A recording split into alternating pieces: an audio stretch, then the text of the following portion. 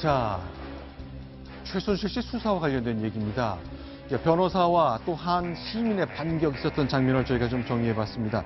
자, 먼저 이제 손수호 변호사와 함께 얘기를 좀 나눠봤으면 좋겠습니다. 최순실 씨가 특검에서 조사받는데 계속 강압 수사를 받고 있어서 이거 증거 능력 인정하지 못하겠다는 말이 계속 이어지고 있습니다. 그 정도로 상황이 심각한 겁니까? 아니면 어떤 겁니까? 글쎄요, 이경재 변호사가 오늘 이제 오전에 기자들에게 여러 가지 이야기를 했는데요. 실제로 이경재 변호사의 이야기를 들어보면은 좀 더 쉽겠습니다만, 일단 그 심야에 변호사를 따돌리고 몰래 최순실 씨에게 검사가 협박 쪽에 이야기를 했다라는 그런 그 주장입니다. 그런데 네. 이게 사실은 납득하기가 조금 어려운 측면이 있습니다. 왜냐하면 이제 물론 수사에 적극적으로 이제 응해야 되는 의무도 없고요. 또 만약 실제로 검사가 최순실 씨에게 여러 가지 안 좋은 이야기를 했다면 그건 문제가 될 수 있겠죠. 그러나 쉽게 동의하기 어렵습니다. 그동안 네. 여러 차례 최순실 씨가 특별검사의 어떤 출석 요구에 응하지 않고 네. 출석 사유서를 제출했는데요. 그 이유가 건강상의 문제, 그리고 또 형사재판 출석을 위해서 시간이 없다. 헌법재판소의 그 탄핵 심판에 증인으로 가야 된다. 이런 이야기들을 먼저 했고요. 특검의 강압 수사를 이유로 든 거는 최근입니다. 그렇다면은 애초부터 이런 문제가 있었다고 한다면 이게 작년 12월 24일이거든요. 네. 그때 문제를 제기하지 않고 이제서 갑자기 문제를 제기한다는 걸 때 과연 믿을 수 있는지 의문이고요. 또 특검보가 이렇게 말했습니다. 누구 말을 믿을지는 국민들께서 판단하시라. 저도 역시 같은 말씀을 드리고 싶습니다. 자, 이경재 변호사 얘기는 이제 삼족을 멸하겠다는 말을 검찰 누군가, 특검 누군가가 했다는 거잖아요. 특별검사의 수사팀이 했을 수도 있고 거기 있는 직원이 했을 수도 있는데 글쎄 이거는 국민들에 맡긴다 했습니다. 각각 다른 주장을 펴고 있는데요. 잠시 후에 이경재 변호사의 육성 소개해드리겠습니다. 그런데 오늘 돌발 상황이 하나 생겼습니다. 한 주부인데요. 한 50세 안팎의 주부가 이경재 변호사가 회견을 한 가운데 자기 주장을 큰 소리로 외쳤습니다. 이경재 변호인과 설전도 조금 있었거든요. 그 영상 저희가 일부 소개해드리겠습니다. 잠깐만 태도를 보고. 집권당이 뭔데 이렇게 나라를 뒤흔듭니까? 안 되는데 이게 뭐요? 공론화 감정을 가지고 일을 하기는 아니요. 그런 얘기 하면 안 저는 돼요. 어제 최순실 하는 거 보고 자, 방금 건져서 억울해서 왔습니다. 네 자식만 중요합니까? 내 손자, 내 자식도 중요합니다. 지금 어떤 시민이 변호인에 대해서 이렇게 질타를 하고 하는 거 이런 상황이 있어서 되겠습니까? 이게 도대체 되겠습니까? 이게 바람직한 상황이냐고 이게.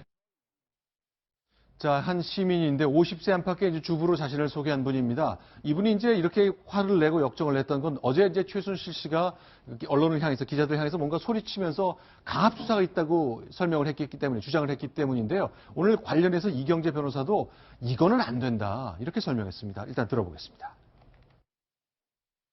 최성원의 예기치 못한 행동에 대해서 대단히 죄송하게 생각합니다.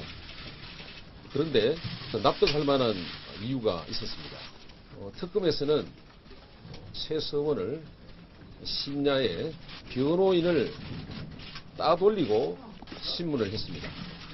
헌법 12조 2항에는 모든 국민은 형사상 자기에게 불리한 진술을 강요당하지 아니하고 변호인의 조력을 받을 권리가 있다고 선언하고 있습니다. 직권남용 권리행사 방해죄에 해당합니다.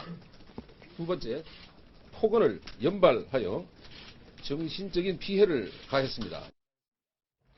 자, 지금 이제 예전 검찰과 많이 달라졌고 또 달라져야 합니다. 그런 이제 제대로 받을 그 권리가 누구에게나 보장이 되어 있는 것이죠. 손수호 변호사께 좀 질문드리겠습니다. 지금 이경재 변호사 얘기를 들어보면 검찰이 내가 늘 곁에서 도와줘야 되는데 따돌리고 조사를 했다 이렇게 얘기하거든요. 이게 만약 사실은 문제가 되는 겁니까? 문제가 될 수가 있습니다. 따돌렸다고 한다면 이제 특히 최순실 씨가 피의자로서 결국은 변호인의 그 조력을 받아야 되는데 못 받았다라고 하면 문제가 되겠는데요. 하지만 이 따돌리고라는 표현 자체가 맞는지를 좀 검토할 필요가 있습니다. 굉장히 중요한 부분인데요.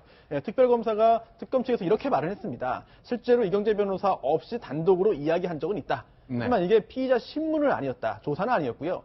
조사를 최초에 시작하기 전에 면담 형식으로 했다라고 하면서 변호사가 없는 가운데 이야기한 사실을 인정했습니다. 그러나 당시에 문도 이제 열려 있었고 또한 또 여성 교도관이 문 바로 밖에 있었고 큰 소리도 나오지 않고 정말 시간도 길지 않았다. 그런 측면에서 변호인을 따돌리고 조사를 한 건 아니기 때문에 문제가 없다라는 입장을 특검 측이 밝혔습니다. 지금 얘기를 들어보면요. 어쨌건 특별검사 측에서 변호인이 딱 곁에 있으면 그건 얘기하면 안 됩니다. 이런 법률적 조력을 할 수 있기 때문에 없는 가운데 딱 혼자만 놓고 얘기를 이끌어내고 싶은 마음은 있긴 있었던 것 같네요. 아무래도 수사의 결과를 만들어내기 위해서는 그런 욕심이 생길 수밖에 없는 상황인데요. 하지만 또 법적으로 볼 때 정식의 그런 그 조서를 남기는 피의자 신문 절차가 아니라고 한다면 사실은 그 부분에 있어서 문제를 제기하기는 어려운 측면도 있습니다.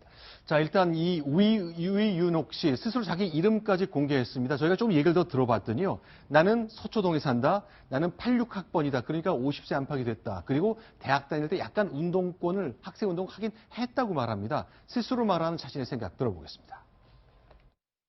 주말에는 주말 농장하고 닭 키우고 너무 평범한 사람이에요. 살림하고 애들 키우는 주부입니다. 86학번 아줌마예요. 민주화 과정에서 좀 많이 학생 운동 많이 하셨나요? 많이는 안 했어요. 저는 학생 그 운동을 할 때 주도하는 사람들하고 많이 맞지가 않았어요. 어디서 감히 지가 민주주의를 짓밟은 애가 어떻게 민주주의란 말을 쓸 수가 있어요. 난 그것도 너무 억울했었어요. 그리고 특검이 자기를 뭐 공주 보듯이 조사를 해야 되나요? 진짜 쥐어박지 않으면 정말 다행이라고 생각하거든요. 얼마나 억울하셨으면 저렇게 네. 직접 찾아와서 저런 그 얼굴도 공개하면서 저런 발언을 했을까 이렇게 짐작이 되는데요. 사실은 정말로 이게 일반 시민들을 만나보거나 대화를 나눠보면 우리가 정말 누구나 느끼듯이 최순실 씨에 대한 분노가 지금 어느 때보다 커져 있지 않습니까? 특히 법에서 정말 제대로 된 심판을 받아야 함에도 불구하고 특검 수사라든지 헌재 심판이라든지 제대로 응하지 않고 있는 그런 모습들을 네. 보면서 누구라도 저렇게 화가 나서 직접 찾아오기 오는 상황까지 벌어진 것으로 보입니다.